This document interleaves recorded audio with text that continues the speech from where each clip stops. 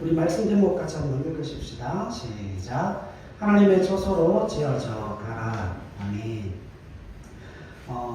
예수님께서 지상에서 사람으로 첫 이 땅 가운데 오셨을 때, 방문을 하셨을 때, 여러분 잘 알고 계시죠? 베들레헴의 한 여관 앞에 이런 문구가 써져 있었어요. 이게 연극으로도 나옵니다. 성극으로도 많이 나오는데, 그 호텔, 그 모텔, 그 여관 앞에 빈방 없음이라고 하는 표지판이 걸려 있었습니다. 그날로부터 주님은 이 땅 어디에인가 그분을 환영하는 곳이 없을까 하시면서 그 예수님을 영접하고 받아들이는 그 집을 찾아 떠돌아다니셨다 성경은 말씀합니다. 성경 한 구절 찾을까요? 마태복음 8장으로 한번 가보십시다. 마태복음 8장 18절로 20절입니다.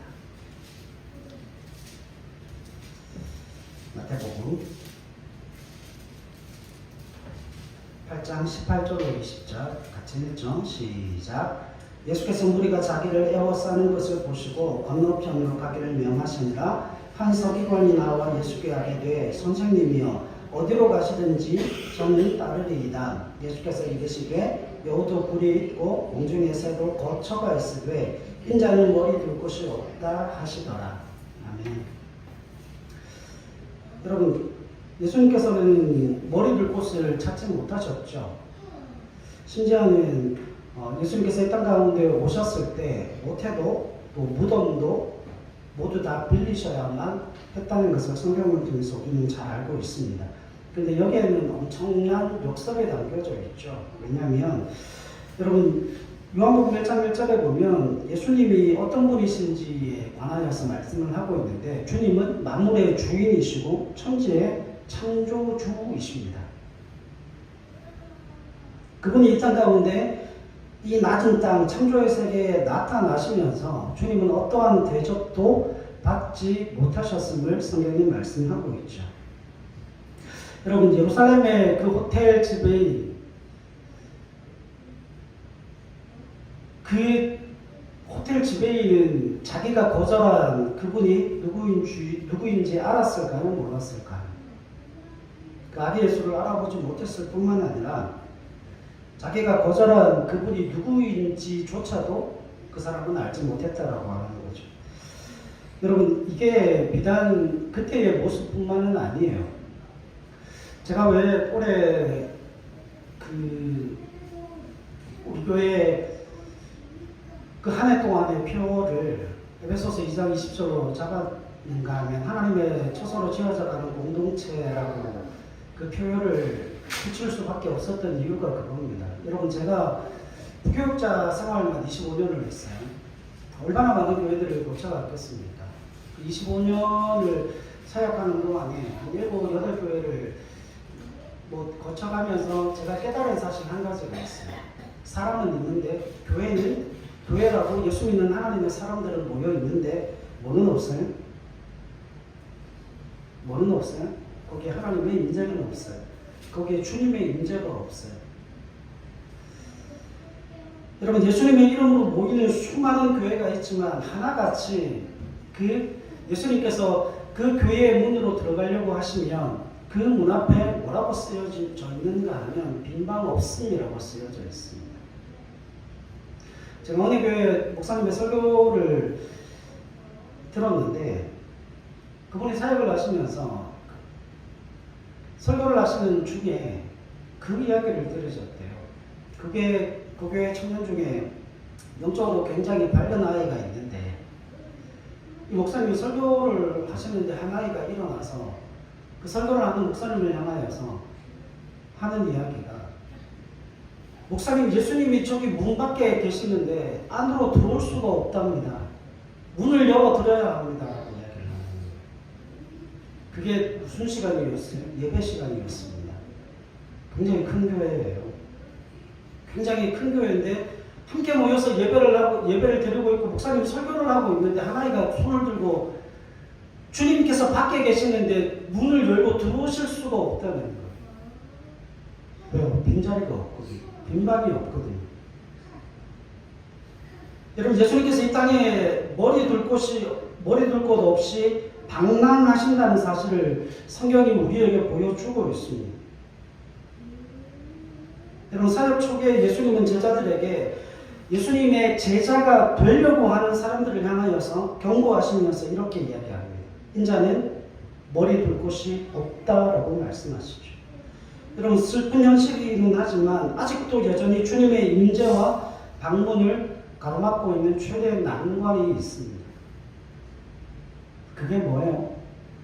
형식은 있으되 의전은 있으되 거기에 뭐가 없어요? 주님의 임재가 없어요.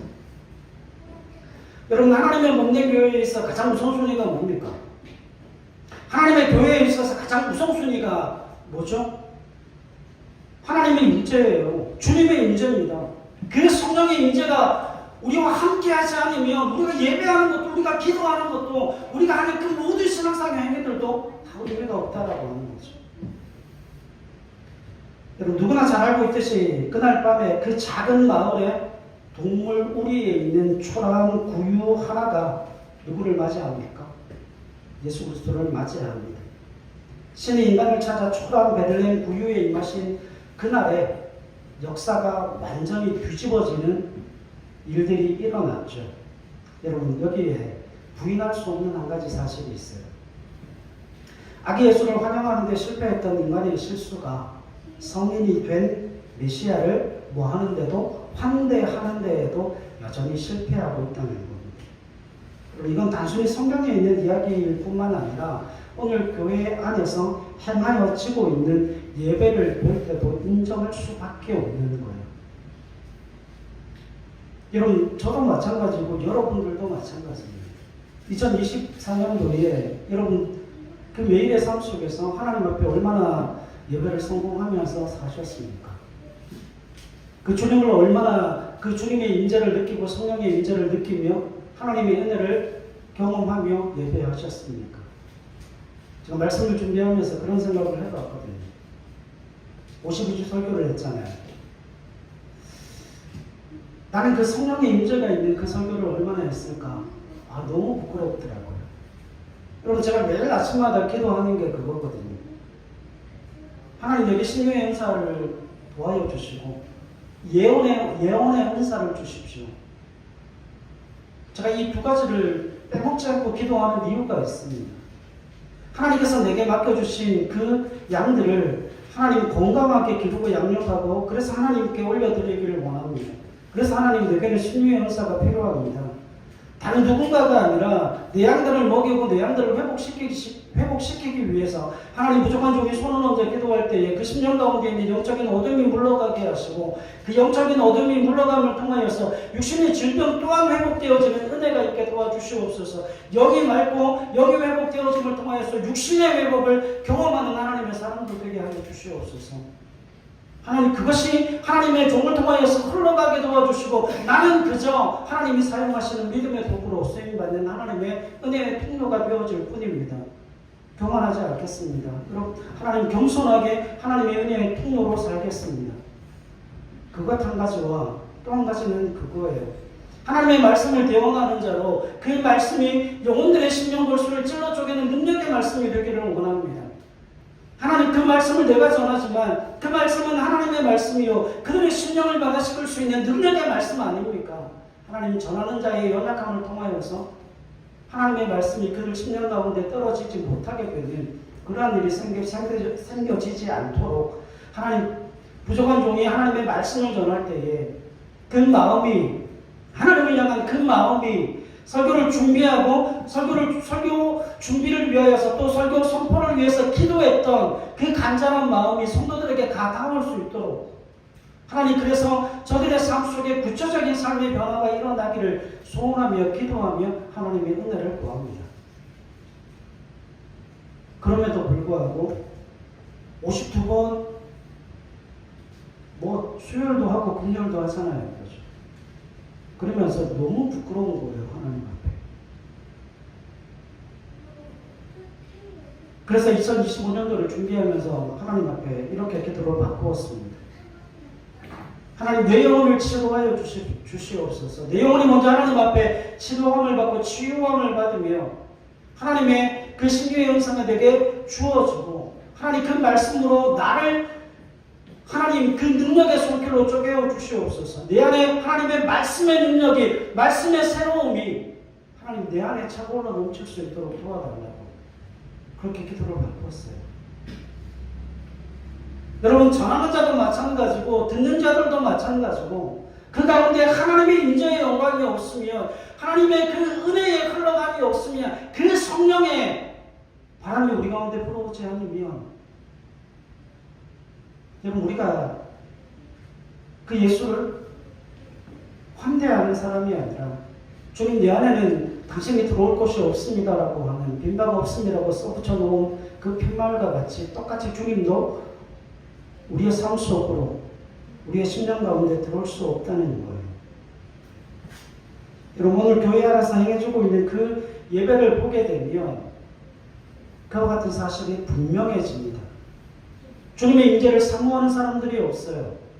내가 예배에 왔다 안 왔다가 내게서 전부이지 그 예배 가운데 주님의 임재가 있는지 그 예배 가운데 성령의 바람이 불어오고 있는지 하나님의 은혜의 역사가 하나님의 영광의 임재가 흘러가는지를 거기에 관심을 쏟고 거기에 온 마음을 들이는 사람들이 없다는 거예요. 여러분 찬양과 기도와 수많은 신앙상의 행위들이 이어지고 있지만 정작 예배를 받으시는 주님이 우리 가운데 들어오실 수가 없어서 밖으로 내몰리는 일들이 얼마나 많은지 모릅니다. 이유는 분명합니다. 누구도 주님의 인재에 관심이 없기 때문에 그렇습니다. 나는 내가 예배를 드리면 그만이다라고 생각합니다. 아니에요. 왜냐하면 그곳에 주님의 임재가 있어야 하는 거예요. 그곳에 주님의 임재가 있어야 그 하나님의 은혜와 그 영광이 흘러가는지를 우리의 영으로 깨닫고 그걸 경험해야 그게 예배가 되어진다라고 하는 겁니다. 예수님이 청년기까지 머물던 집을 떠나서 사역을 시작하신 이후에 주님은 한결같이 어디를 찾아다니셨는가 하면 편안한 장소를 찾아다니셨지만 그 편안한 장소를 찾기가 너무 힘드셨어요. 오죽하시면 주님이 이런 말씀을 하셨을까? 여우도 굴이 있고 새도 보금자리가 있는데 인자에게는 뭐가 없다고요? 머리 볼 곳이 없다라고 말씀을 하고 계십니다. 여러분 하나님이 가장 싫어하시는 것 한 가지가 있어요. 하나님이 뭘 싫어하실까요? 하나님이 뭘 싫어하실까요? 여러분 사람들이 이걸 모르니까 자꾸 자기를 포장하는 거예요. 자꾸 자기를 가리는 거예요. 하나님이 가장 싫어하시는 건 하나님과 나 사이의 휘장을 가장 싫어하시는 거예요. 여러분 예수 그리스도께서 이 땅 가운데 왜 오셨죠? 하나님과 우리 사이에 막힌 담을 헐어내시기 위해 이 땅 가운데 오셨습니다. 실제로 성전 안에 성소 안에 뭐가 있어요? 지성소가 있죠. 성소와 지성소를 가르는 기준이 뭡니까? 휘장입니다. 그 휘장 안과 휘장 밖이 완전히 틀려요. 그렇지 않습니까? 지성소는 대제사장도 1년에 한 번밖에 못 들어가는 장소였습니다.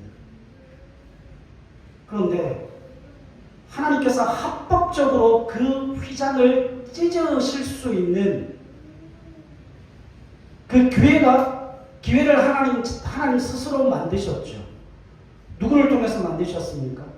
예수 그리스도의 그 십자가를 통해서 그 성소와 지성소를 나누는 그 휘장을 합법적으로 찢을 수 있는 길을 만드셨는데 그 예수 그리스도의 십자가를 통해서 그 막힌 휘장을 완전히 찢으셨는데 어떻게 찢으셨는가 하면 사람이 다시는 만들 수 없을 정도로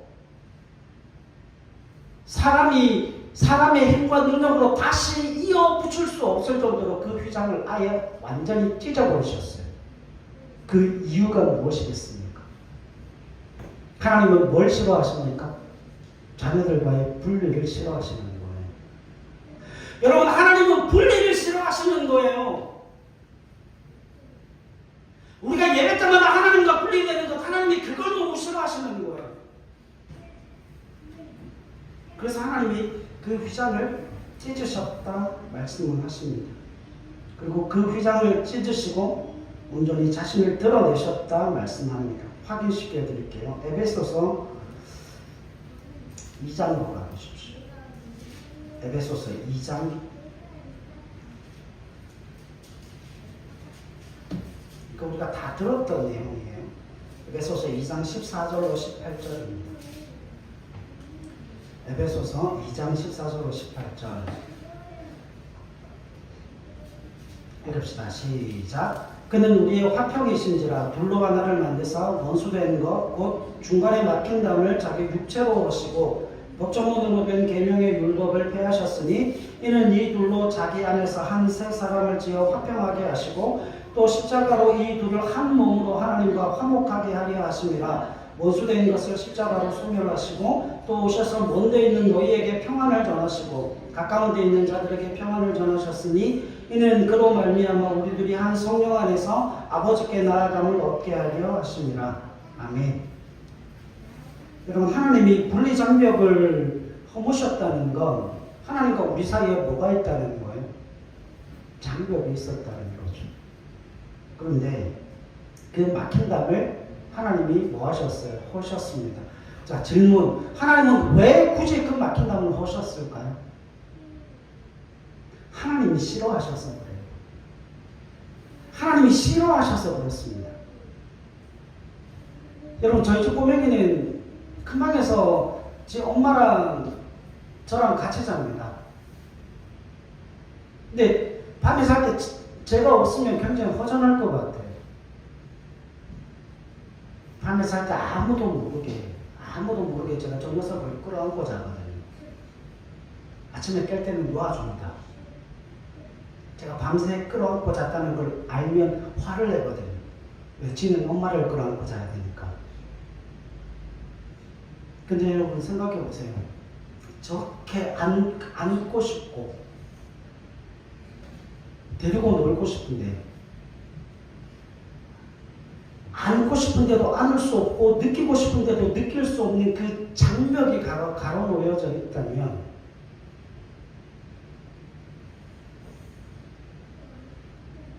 여러분 그게 느껴지지도 않고 그게 얼마나 애가 타겠습니까? 하나님이 꼭 그런 마음이시거든요.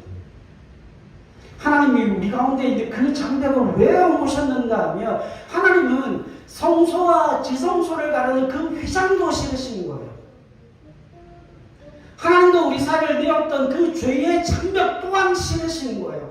그래서 하나님이 그 모든 휘장과 그 모든 장벽을 하나님이 허물어 버리시는 겁니다. 그래서 요한복음 10장에 보면 요한복음 10장 7절로 9절에 보면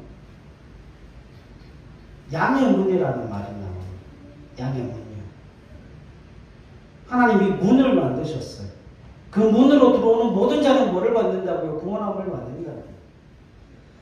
그러니까 하나님이 예수 그리스도를 통해서 문을 만드셨는데 하나님이 그 문을 만드실 가장 중요한 이유는 자녀들과 분리되기 싫다는 거예요.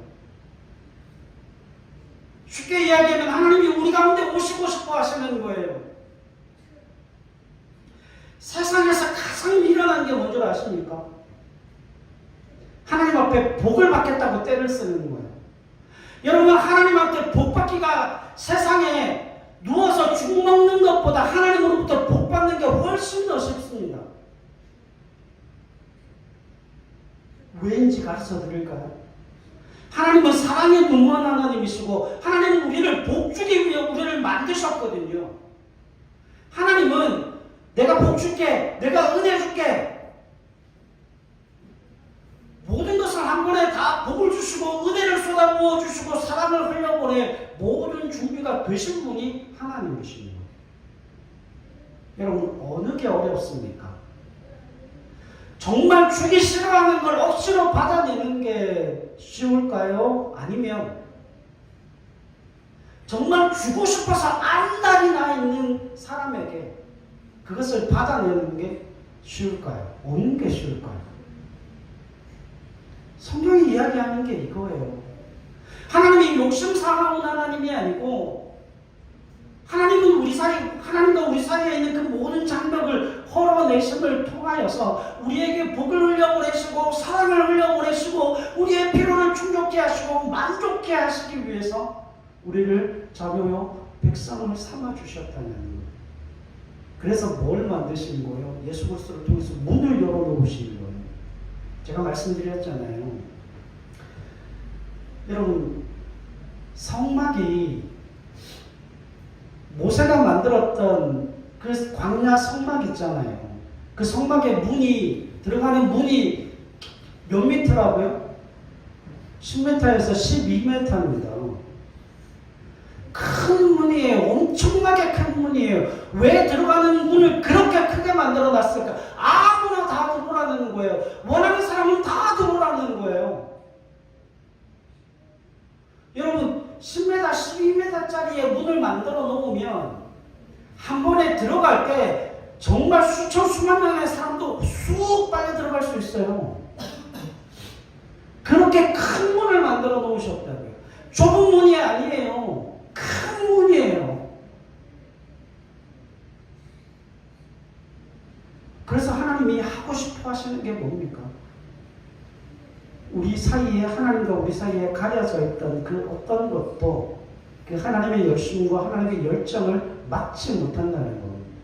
결국은 나를 구원해 내셨고 결국 나를 하나님의 자녀여 백성으로 삼아주셨기 때문이라고 하는 거죠. 여러분, 하나님의 간절한 마음이 이거예요. 그분을 위한 자리도 없고 부흥도 없는 세상을 주님은 보고만 있을 수가 없어요. 자, 컴퓨터를 딱 켜면 스티커 메모가 하나가 딱 뜹니다. 제가 그거 보면서 한 해 동안에 이게 내가 살아야 될 모토다 하고 스티커 메모를 하나 붙여놨는데 그 스티커 메모에 쓰여진 글귀가 뭐냐면 진정한 부흥은 하나님과 사람이 같은 장소에 동시에 나타날 때 드러난다는 거예요. 하나님의 부흥은, 진정한 부흥은 그렇게 일어나는 겁니다. 자, 그런데 여러분, 하나님이 그걸 못 견뎌 하십니다. 그래서 하나님이 주님께서 이 땅 가운데 오셔서 뭐 하시는 거예요?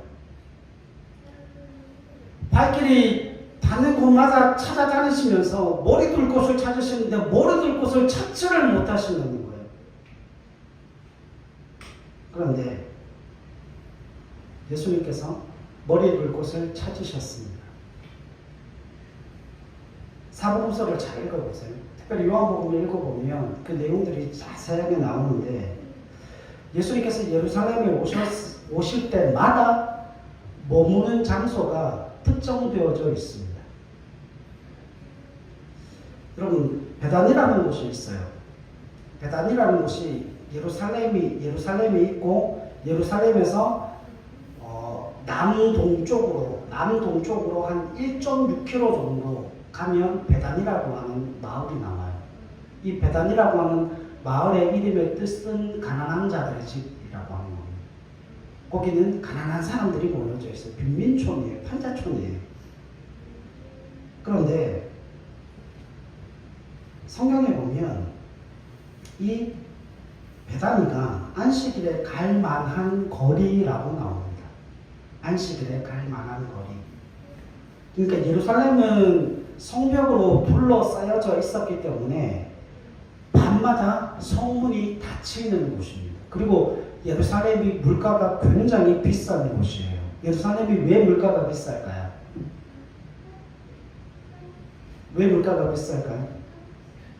성전이 있기 때문에. 사람들이 와서 성전에서 제사를 드리고 머물러야 하기 때문에 성전이 거기에 있으니까 사람들이 몰려들 것 아닙니까? 방은 좁고 사람은 많고 그러니까 물가가 계속 올라가는 거죠. 근데 이 예루살렘은 성벽으로 둘러쳐져 있기 때문에 밤마다 성문이 닫힙니다. 그런데 여러분 우리가 누가복음에 보면 2장인가요? 거기에 보면 예수님께서 성전에 가셔서 이사야서를 읽으면서 율법사들과 논쟁하시는 장면이 나오죠. 그리고 우리가 잘 알고 있잖아요. 그 예수님께서 부모에게 한 이야기. 이 성전이 내 집인데, 성전이 내 집인데 내가 어디에 가겠습니까? 그 이야기를 하죠. 그러면 생각해 보세요. 여러분 예수님께서 예루살렘에 오셨다면 굳이 예루살렘을 떠날 이유가 있습니까? 예루살렘에서 하나님의 나라의 일을 행하셨어요. 하나님의 말씀을 가르치셨고 하나님의 나라의 일을 행하셨다면 예수님께서 굳이 베다니까지 내려가시지 않고 예루살렘에 머물러 계셨어도 무방한 것 아닙니까?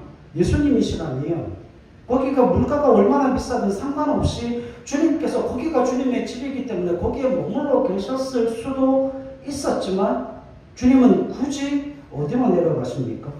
예루살렘이 아닌 베다니로 내려가십니다. 이유는 분명합니다. 그 예루살렘의 대제사장과 서기관과 바리새인들과 율법사들이 정말 종교인들이 엄청나게 많이 몰려들었고 거기에 제사를 드리고 예배를 드리기 위해서 수천 명의 사람들이 모여들었음에도 불구하고 예수님은 거기에서 주무실 수가 없었습니다. 거기에서 안식을 취하실 수가 없었어요. 그래서 어디로 내려가십니까? 베다니로 내려가십니다. 왜 베다니였을까요? 이게 오늘 말씀에 있어서 가장 중요합니다. 왜 베다니였을까요? 그 주님께서 예루살렘에만 오시면 반드시 베들레헴에 가셔서 사역은 예루살렘에서 하시더라도 반드시 잠은 안식은 어디에서 취하셨는가 하면 베다니에서 취하셨는데 거기에 누구의 집이 있습니까? 나사로의 집이 있습니다. 그 나사로의 집에는 누가 있습니까? 마르다와 마리아가 있습니다. 여러분 마르다의 집이 제일 컸기 때문에 주님께서 거기에 가셨을까요? 우리가 알고 있는 건 딱 한 가지예요.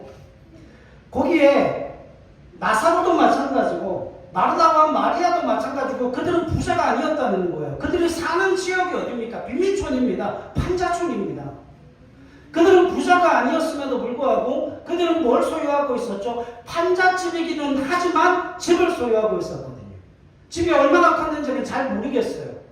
집이 그렇게 크지 않았을 거라고 추측이 되어집니다. 가난한 사람들이었어요. 그런데 그 집에는 예루살렘에서는 도무지 찾을 수 없는 무언가가 베다니에 있었어요.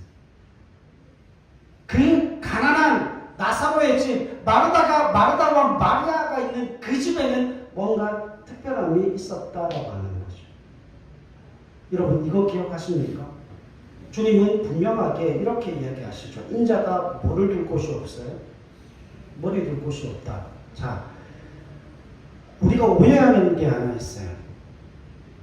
예수님께서 요한복음을 보면 수가성 여인에게 찾아가셔서 얼마나 빨리 달려가셨는지 12시에 도착을 하잖아요. 그죠? 야곱의 우물에 도착을 해가지고 그 수가성 여인에게 뭐라고 그럽니까? 물 좀 다오. 예수님께서 뭐 하셨습니까?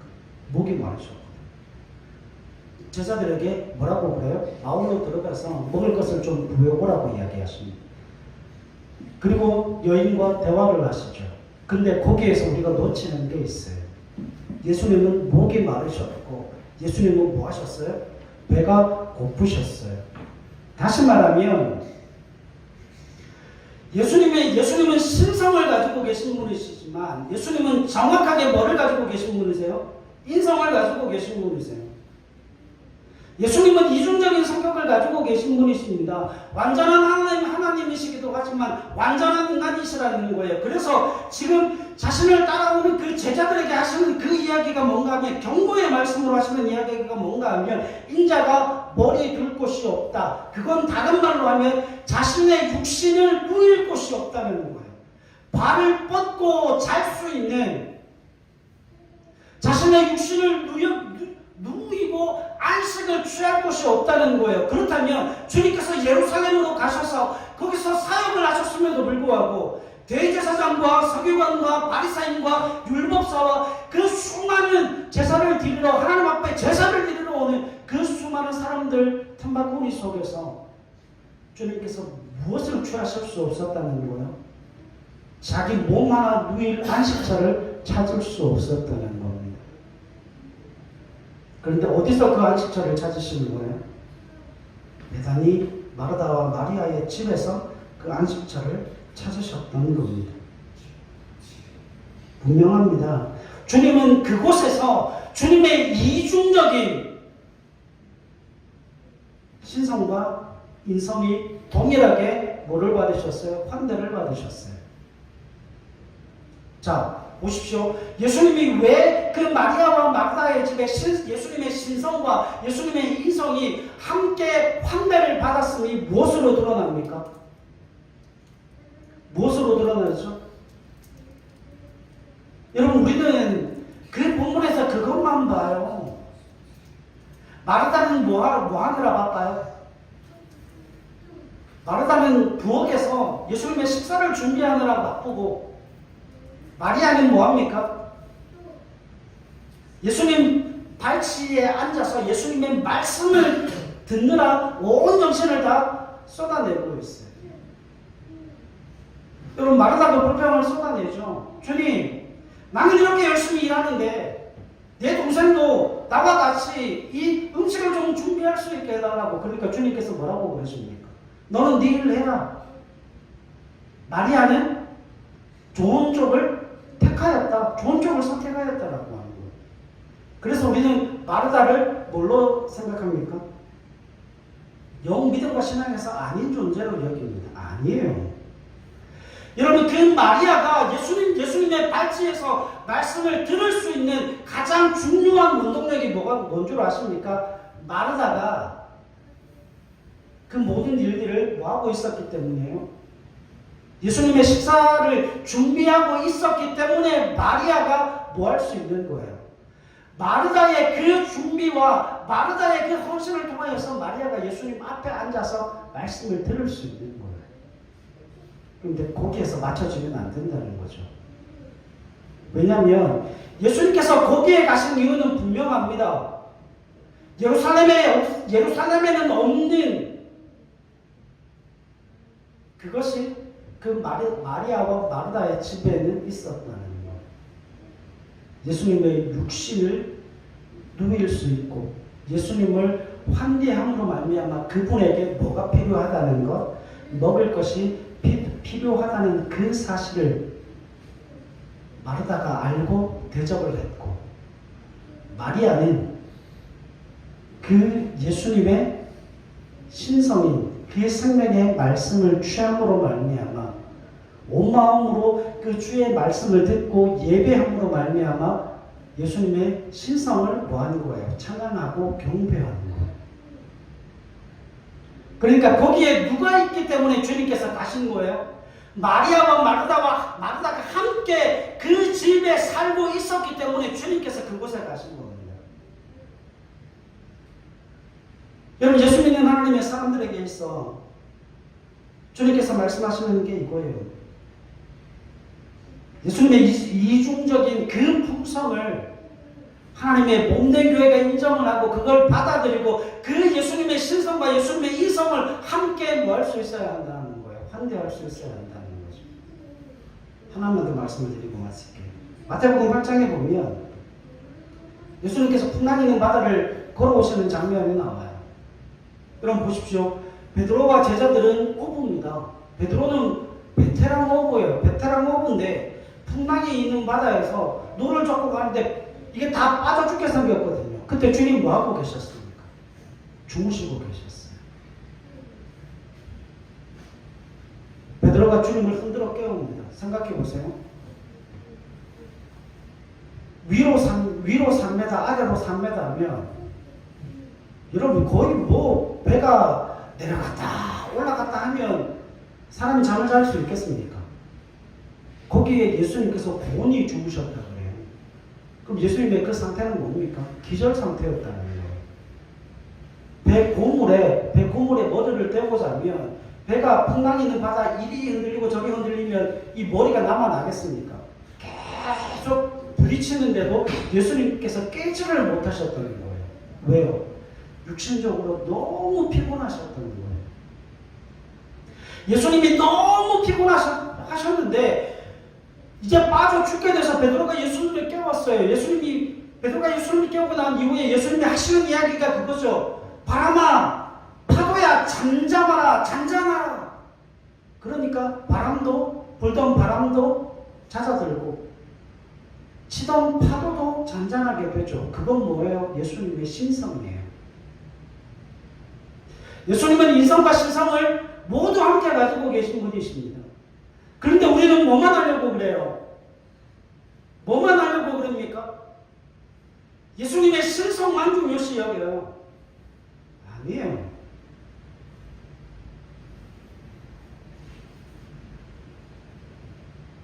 예수 그리스도의 이중적인 품성에 대하여서 우리가 분명히 기억해야 될 게 있습니다. 여러분, 하나님의 방문에 있어 무엇이 필요한지를 사람들이 잘 모릅니다. 여러분, 예수님께서 그 예루살렘에서 그 모든 사역을 다 감당할 수 있었던 건 뭐가 있었기 때문에요? 베다니가 있었기 때문에요. 우리는 주님에 대하여서 신성을 강조합니다. 맞습니다. 맞습니다. 주님께서도 이건 인정하셨어요. 우선순위가 뭐라고요? 우선순위가 주님의 임재입니다. 그 주님의 임재 아래 엎드리는 게 가장 첫 번째예요. 그러나 거기에 머물러 있으면 안 됩니다. 주님의 신성뿐만 아니라 인성을 섬기는 데 있어 부족하지 않아야 한다는 거예요. 자, 이게 무엇을 의미하는가 하면 요거는 책에 나오는 글귀입니다. 책에 나오는 글귀. 기가 막힌 글귀가 있어요. 여러분, 마리아처럼 예배하고 마르다처럼 섬겨야 하나님의 인재와 은혜의 역사를 경험할 수 있다는 겁니다. 뭐라고요?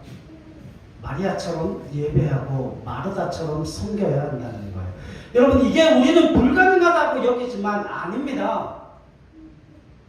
이게 어떻게 가능한가? 여러분, 엄청나게 2025년도에 우리가 하나님의 초소로 지어져 가는 그 부분에 있어서 이걸 간과하시면 안 돼요. 마리아처럼 예배하고 마르다처럼 섬기라고 하는 그 이야기가 무엇과 연관되어져 있는가 하면 바로 그곳에 마리아처럼 예배하고 마르다처럼 섬기는 그곳에 뭐가 있다고요? 주님께서 안식하실 수 있다고요. 그곳에 주님의 촉소가 마련되어지는 겁니다. 이해하시겠습니까? 그러면 어떻게 마리아처럼 예배하고 마르다처럼 섬길 수 있을까요?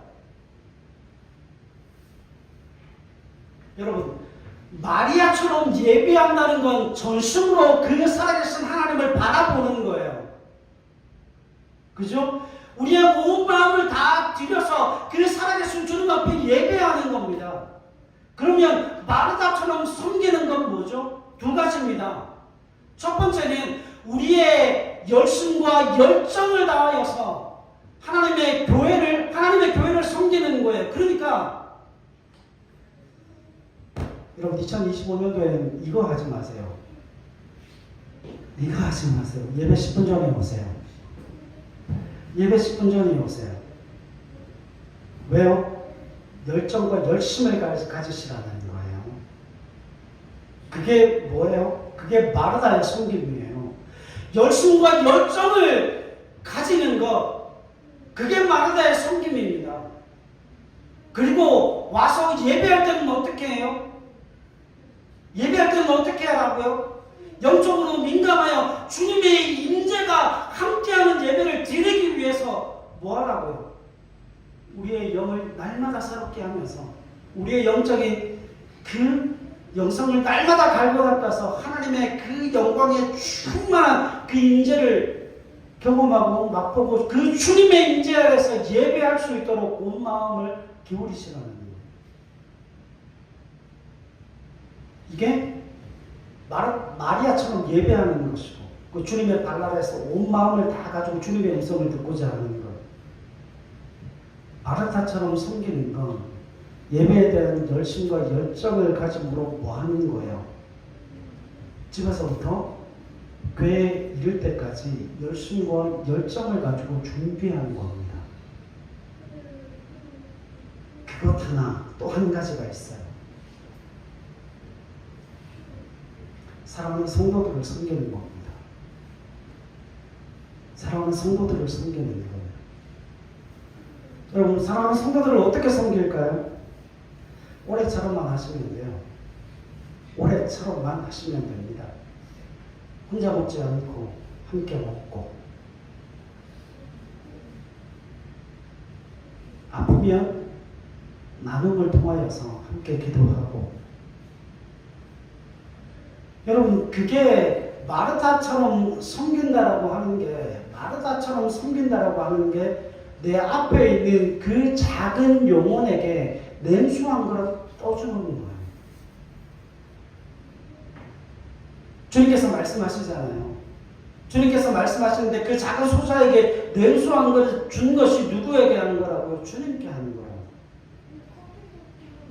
여러분, 그것을 통하여서 하나님은 그런 심령 가운데, 그런 교회 가운데 하나님의 초소가 만들어지는 것이고, 주님께서 그곳에 안식하심을 통하여서 그곳 가운데 뭐가 나타나는 거예요? 기적이 나타납니다. 죽은 나사로가 살아나는 역사를 경험하게 되고요.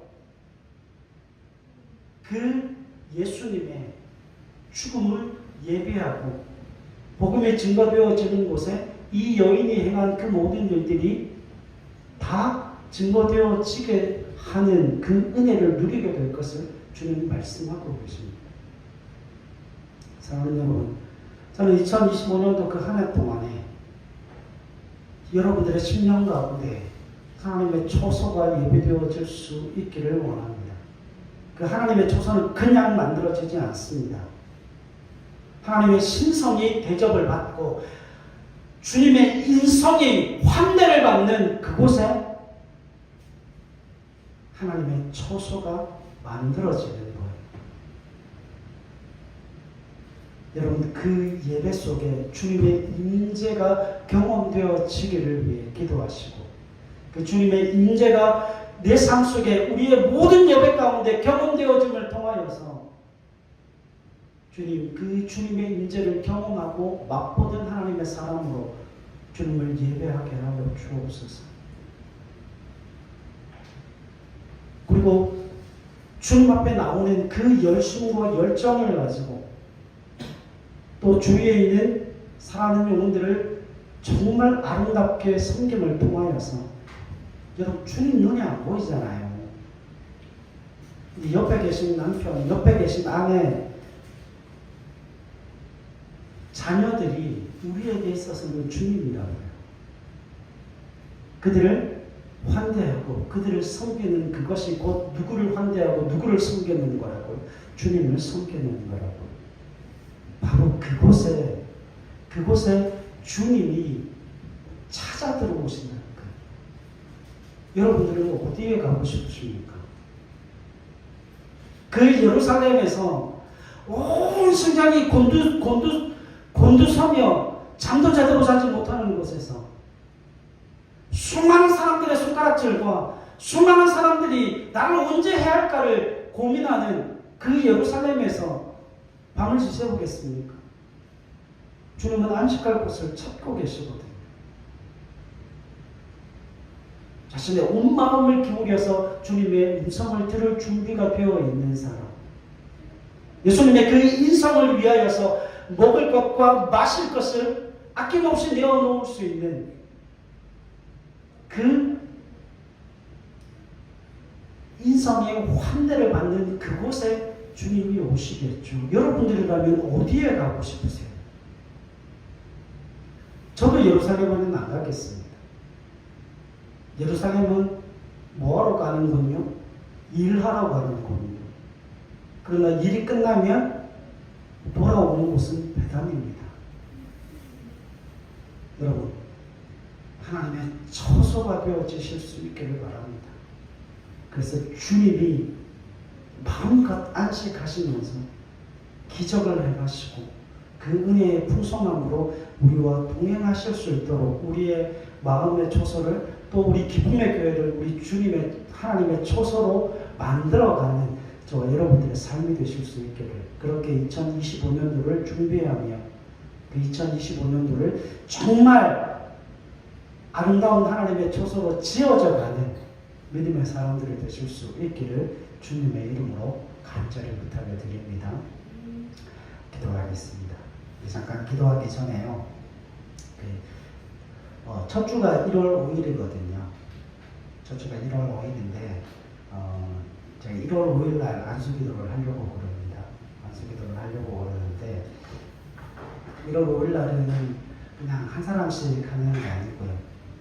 그냥 가정이 함께 오셔서 그 가정을 위해서 제가 좀 기도를 하려고 그럽니다.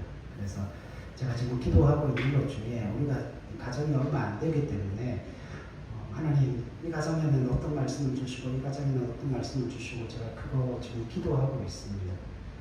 그래서 주일날 오시면 제가 말씀도 드릴 거고요.